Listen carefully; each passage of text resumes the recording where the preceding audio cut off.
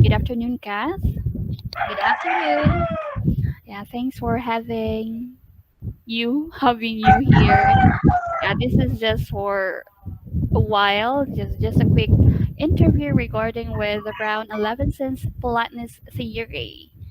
So I guess you're familiar with the theory already. Could you give Yes, some? I am familiar with the politeness theory of Brown and Livingston.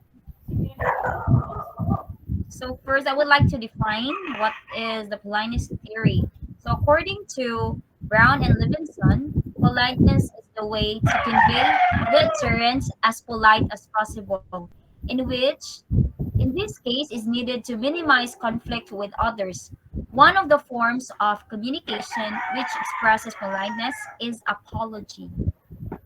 That's it. That's the meaning. Apology. So when there is a conflict, you need to ask for apology. So in what certain conflict in school that a student or a teacher asks apology? So in Can you give me school, just one example? um, example is when the student wasn't able to prepare for his or her reporting, and it is her or his time to present the topic, but he wasn't able to. He failed to prepare the material, so he or she needs to ask for apology to its teacher. Let's put it in a certain subject like English. So there is a problem regarding with the communication while using the language. So how are you as a future educator? How are you going to address that kind of uh, is that a problem, a serious problem regarding with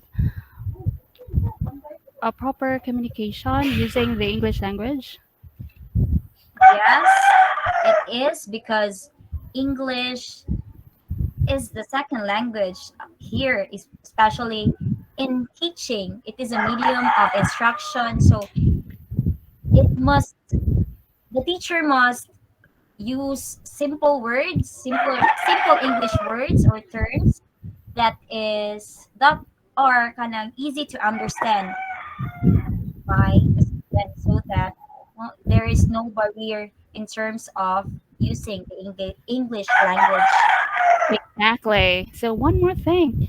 So how much of Levinson's ideas could be applied in the modern context in your own perception?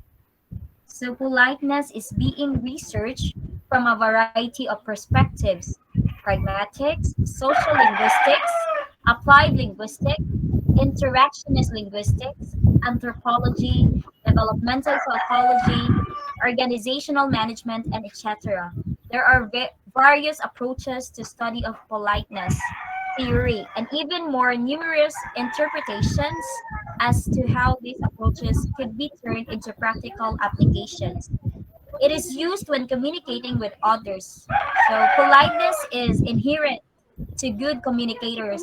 It is a survival mechanism, and it therefore represents an indispensable lining of language use.